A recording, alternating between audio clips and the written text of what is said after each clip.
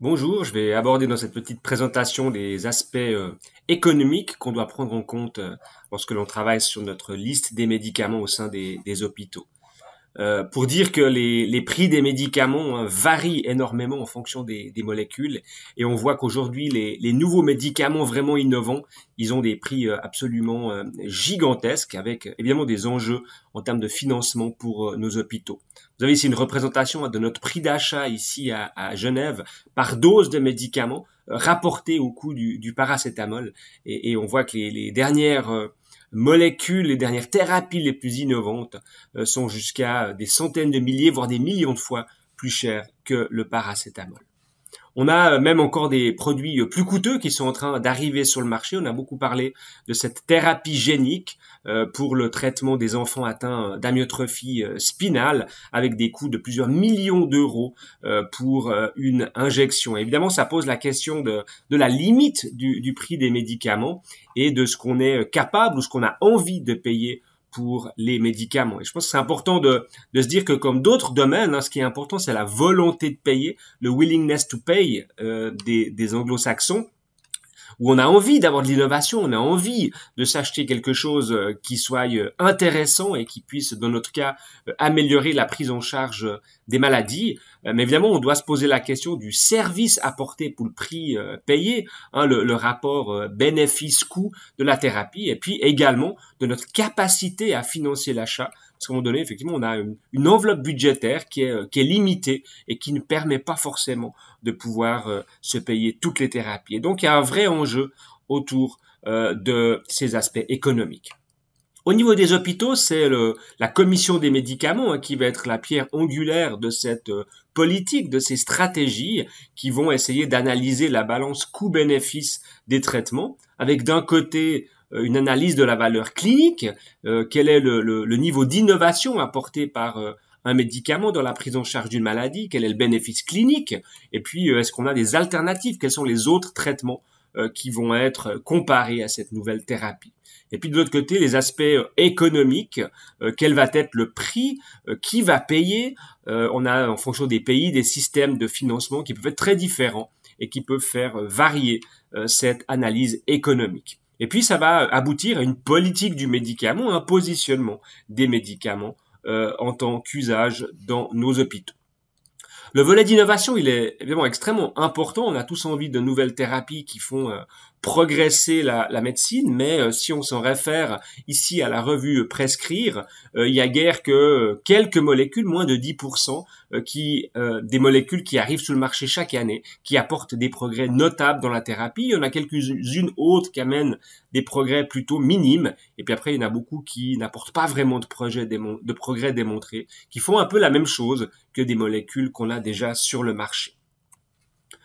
Si on réfléchit en termes d'utilisation rationnelle et si on veut optimiser nos coûts par rapport à cette enveloppe budgétaire que l'on a, que j'évoquais précédemment, eh bien un coût c'est tout simplement un produit qui est utilisé en une certaine quantité fois un certain prix. Et donc si on veut avoir une approche rationnelle, on doit travailler à la fois sur la quantité utilisée et sur le prix.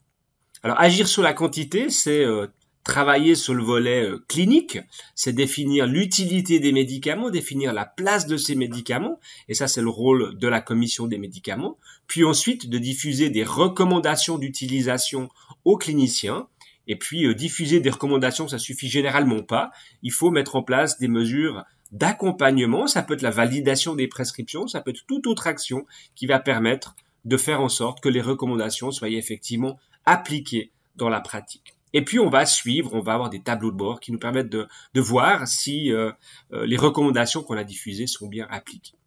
Et puis de l'autre côté, bien évidemment, on va travailler sur le prix avec notamment un gros travail de négociation des prix d'achat et puis d'optimisation du remboursement, mais ça va évidemment dépendre du système en vigueur dans les différents pays. De rappeler également que cette liste des médicaments restrictive, elle a beaucoup d'intérêt, pas seulement économique, c'est un élément de formation pour les médecins au niveau de la pharmacothérapie, c'est un élément d'amélioration de la sécurité. Moins on a de médicaments disponibles, moins on aura de risques d'erreur de dispensation. C'est évidemment également un élément d'optimisation logistique en termes de gestion des stocks. Rappelez encore que le choix des médicaments ne se fait ni uniquement sur des critères cliniques, ni uniquement sur des critères économiques, mais qu'on va les combiner. Et quand on va analyser une classe thérapeutique pour faire un choix, on va d'abord regarder les aspects cliniques en termes d'efficacité et de sécurité, puis on va les balancer avec les aspects économiques pour ensuite faire un choix. Définir la place, c'est important quand un nouveau médicament arrive. Vous avez ici l'exemple récent chez nous de l'arrivée d'un antidote pour les surdosages en anticoagulants oraux. Et dans ce cas-là, vu le bénéfice clinique pas très clair et le coût extrêmement élevé, avec une absence de remboursement par les caisses maladies, eh bien, dans notre institution, on a décidé de donner une place très limitée à cet antidote qui semble utile pour des hémorragies du système nerveux central, mais qui ne sera pas utilisé pour d'autres utilisations. Diffuser les recommandations, un exemple classique, c'est le domaine des anti-infectieux, où là on a coutume d'avoir des guides de ces thérapies par pathologie, en ayant des recommandations de traitement qui prennent en compte les aspects cliniques, les aspects économiques, et puis évidemment également les aspects écologiques et les aspects de résistance des micro-organismes à ces différents traitements. Et ça, c'est vraiment un bon moyen d'inciter ensuite les cliniciens à la bonne prescription au niveau des thérapies anti-infectieuses. Et puis finalement, accompagner, l'exemple récent que je me propose de mettre ici en avant, c'est les biosimilaires, où on voit que on a certaines barrières à l'adoption, que ce soit des indications non reconnues des biosimilaires par rapport aux originaux ou de l'absence de données en pédiatrie, des aspects liés aux patients, de patients qui ne souhaitent pas qu'on les switch sur un biosimilaire, ou le manque de temps des professionnels pour bien informer le patient sur ces biosimilaires, des aspects assurantiels en termes de remboursement, et puis après des aspects plutôt liés aux médecins, avec des craintes de déséquilibrer le traitement ou des habitudes de prescription et une certaine réticence à utiliser les biosimilaires. Alors une fois qu'on a identifié les barrières, on va pouvoir accompagner ici les médecins, accompagner les patients autour d'une politique, informer, former, éduquer, appliquer, suivre pour faire en sorte que ces biosimilaires soient de plus en plus utilisés. L'aspect de prix d'achat, évidemment, il est extrêmement important. Il y a les aspects cliniques, comme on l'a vu, pour cadrer le volume d'utilisation à ce qu'on aura défini comme place pour le médicament. Et puis de l'autre côté, d'essayer d'avoir un prix d'achat le plus bas possible. Et là, il y a différentes stratégies qui peuvent être mises en place. Ça peut être d'agrandir la taille du marché en travaillant plusieurs hôpitaux ensemble. Comme ça, on peut augmenter notre capacité de négociation vis-à-vis de volumes d'achat plus importants. On va procéder par appel d'offres ou par marché négocié. Ça va dépendre un petit peu des réglementations dans le pays où vous vous trouvez.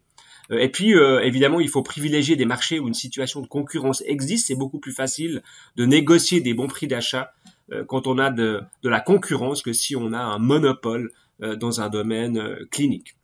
Et puis, à la fin, on va mettre en balance les aspects économiques avec les aspects cliniques, également les aspects de qualité des produits qui sont très importants, la fiabilité du fournisseur, la qualité des emballages, des blisters, l'information que vous recevez.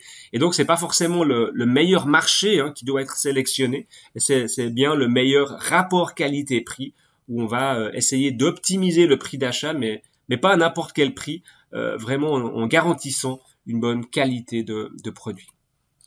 Et puis sur cette notion de monopole ou de concurrence, évidemment, quand on a un médicament innovant sous brevet, c'est compliqué d'obtenir des rabais sur le prix d'achat. À l'inverse, quand on a des classes thérapeutiques MeToo, donc dans une classe thérapeutique, des molécules très proches qui ont quasiment les mêmes caractéristiques cliniques, lorsqu'on a des génériques ou des biosimilaires, on est là dans une position de négociation forte. Et je me rappelle toujours d'un exemple d'un antibiotique injectable où on avait un original bien en place avec un petit rabais. Et l'arrivée d'un générique avec un prix de départ déjà beaucoup plus bas, qui nous proposait des rabais, qui a enclenché ensuite une réaction du côté du fabricant de l'original avec un rabais identique, qui a ensuite généré une nouvelle proposition de rabais du fabricant du générique et un alignement de l'original. Et vous voyez que là, en quelques discussions, le prix de ce médicament a été divisé par 2 pour notre institution, avec évidemment des économies substantielles à la clé. Voilà, donc en conclusion, il est clair qu'un petit nombre de médicaments pèse cher sur les coûts. On a des nouvelles molécules dont le bénéfice clinique n'est pas toujours très bien démontré, et donc on doit vraiment prendre le temps de définir la position des médicaments, et en particulier des médicaments qui arrivent sur le marché, en prenant en compte d'un côté les aspects cliniques et de l'autre côté les aspects économiques. Et on doit vraiment cadrer l'usage, définir le positionnement du médicament. Et pour ce faire, donc la commission des médicaments est vraiment centrale. Elle joue un rôle très important pour définir la politique de médicaments.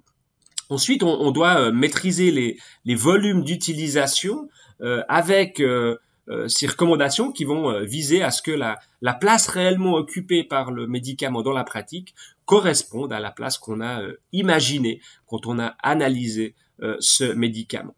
Et puis, évidemment, un travail extrêmement important, chronophage, mais extrêmement utile de maîtrise des coûts pour l'hôpital, en optimisant les prix d'achat et en se focalisant en priorité sur les domaines où on a vraiment une marge de négociation, car il y a de la concurrence. Voilà pour les quelques éléments que je voulais vous apporter sur ce sujet, et je reste à disposition volontiers par email pour toute question ou pour tout échange. Merci.